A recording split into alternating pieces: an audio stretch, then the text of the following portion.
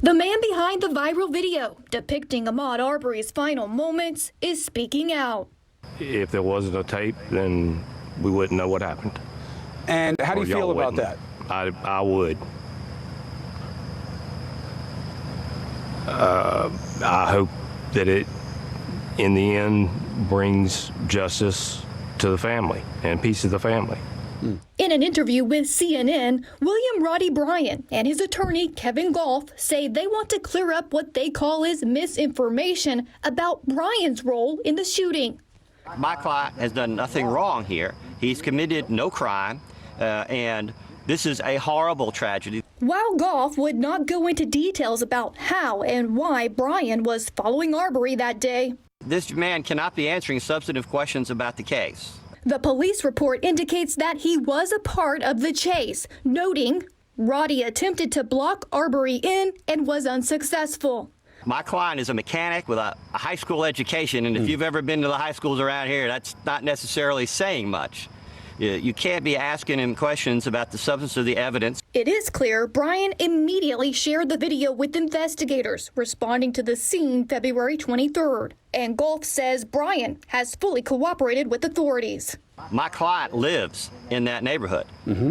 He's at his house minding his own business, and things happen, and in a matter of minutes, his life has been changed forever. Since the video was leaked to the public, outrage and anger have led to calls for Bryan's arrest. He is armed, and he is actively participating in what appears to be a hunt for AHMAUD Arbery.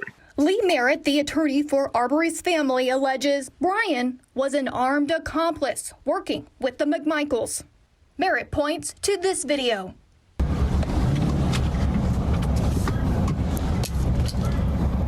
Noting that the sound heard is what Merritt believes to be the cocking of a gun. My client was unarmed. My client hasn't shot anybody. My client hasn't been in so much as a fist fight since he was in high school. And you can take a look at him. He's 5'6", 5'7". This is not a gentleman who's out there looking for a fight. Golf insists Bryan was simply a witness that day, not a vigilante who knew the McMichaels. Is there anyone else going to be charged in this case? I will tell you that this case is an active, ongoing investigation. These agents behind me and the agents in the crowd who are here today to observe will continue their investigation. They're staying in this community. They're going to continue to work it, and they're going to go wherever the facts take them. If, in fact, the facts take them to make another arrest in this case, then they will do that. But critics say Bryan may simply be feeling the pressure of the investigation and spinning a new role for himself. He can't use the phone for a phone call while I know, he's but you using can it hang up and as call a camera. 911. You can stop videotaping and call 911.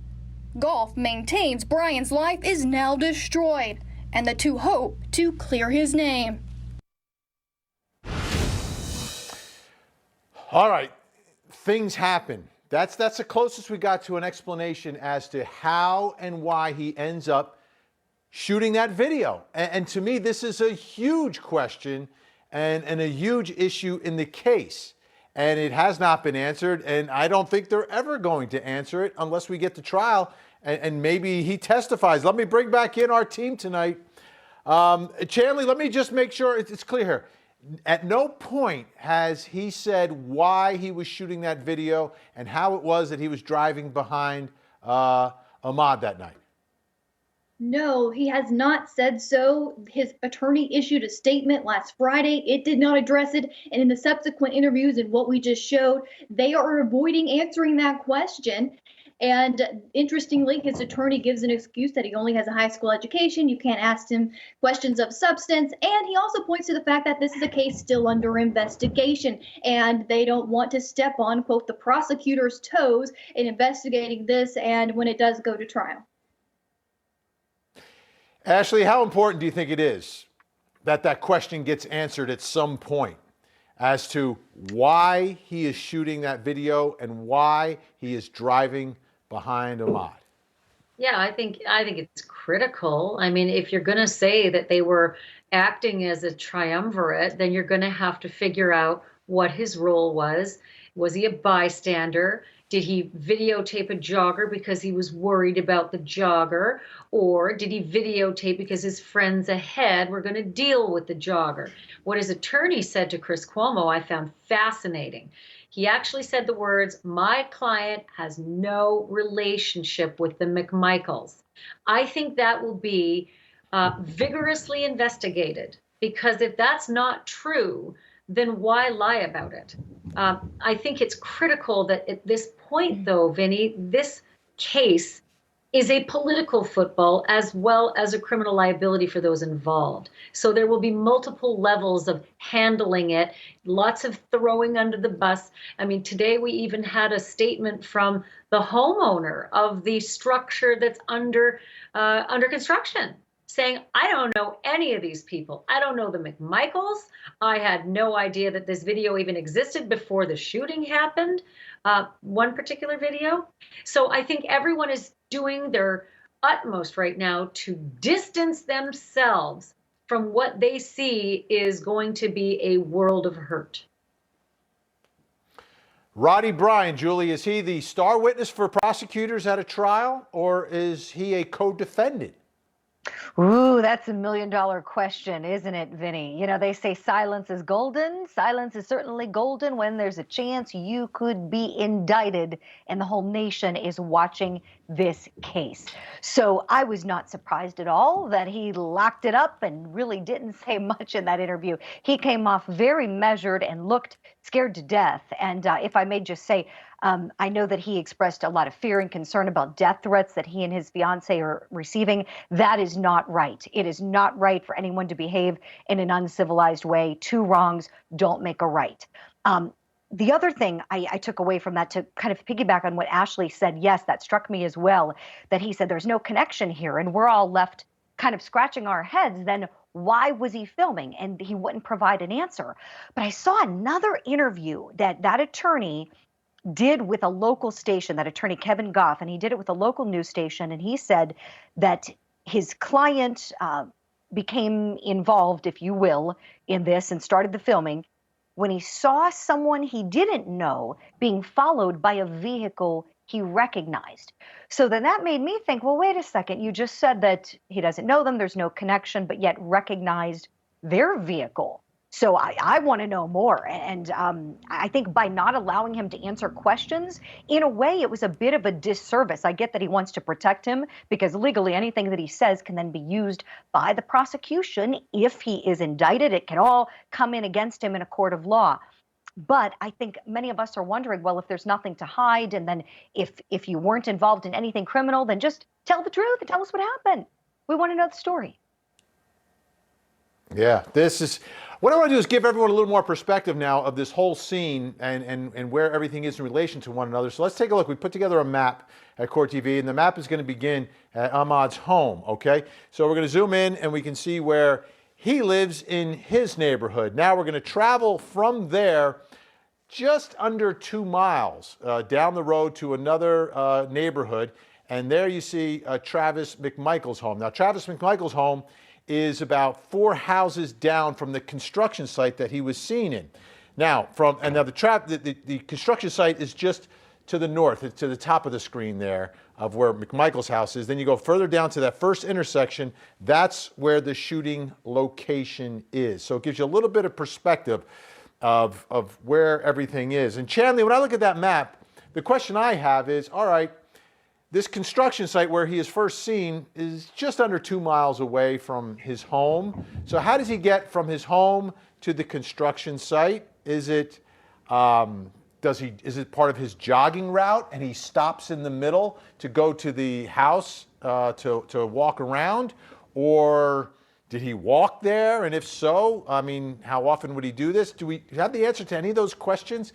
Because to me, that's a big issue. It is, and those answers are unclear at this point. We don't know if he left his home and he was out for a jog, and he normally jogs through that neighborhood, or if he had parked somewhere else and went for a walk or a jog, whatever. We don't know the answer to that. It seems as though through Arbery's family attorney, Lee Merritt, and his mother, and those who have spoken since this happened, is he normally does go for a jog through that neighborhood. It's not the first time he's gone for a jog through that neighborhood, and their narrative seems to be that he left home and that was along his normal route. Ashley, how do you think, I mean, it's a couple miles away. It's not his neighborhood. It's another neighborhood. It's on the other side of a pretty major road kind of going through the area. How important is, like, do we even know if he was jogging through the neighborhood at this point? Because we know we've got video of him in the construction site, but we don't have video of him getting to that neighborhood, so we don't know what he was really doing. Right, and I think that's part of the investigation. Listen, I mean, if the investigators are worth their salt, they will be asking residents in the neighborhood to provide them with Ring.com doorbell cam video to see if he was jogging before having a look inside that that house under construction.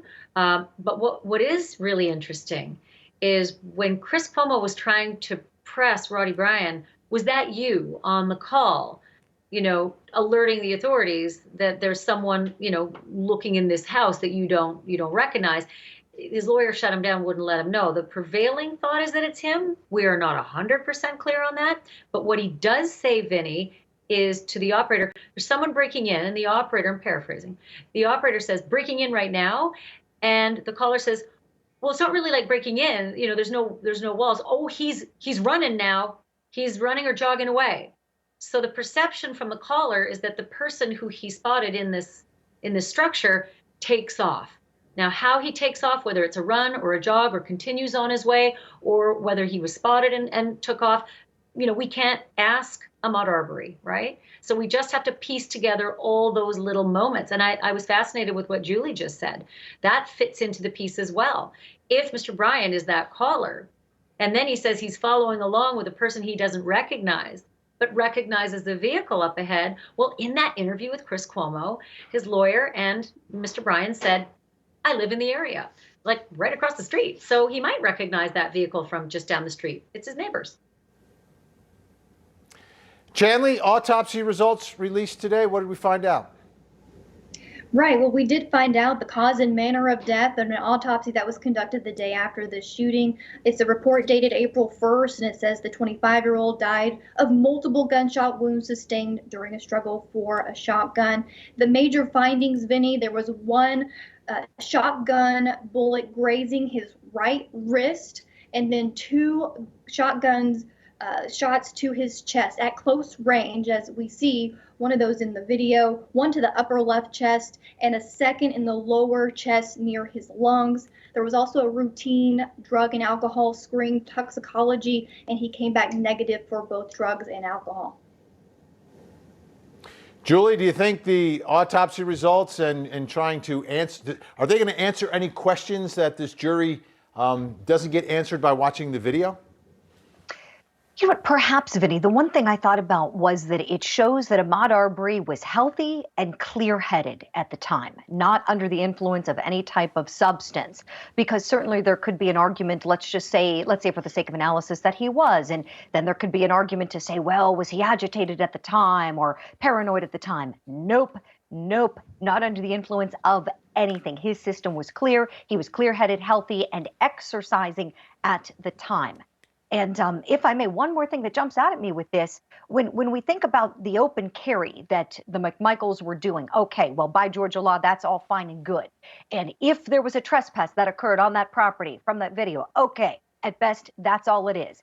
Any responsible gun owner knows you cannot use deadly force to protect property, okay? You just can't. And so to load up and then wait out in the street for him to come on by, I see that as very problematic for the prosecution. The more and more I watch that video of him at that construction site.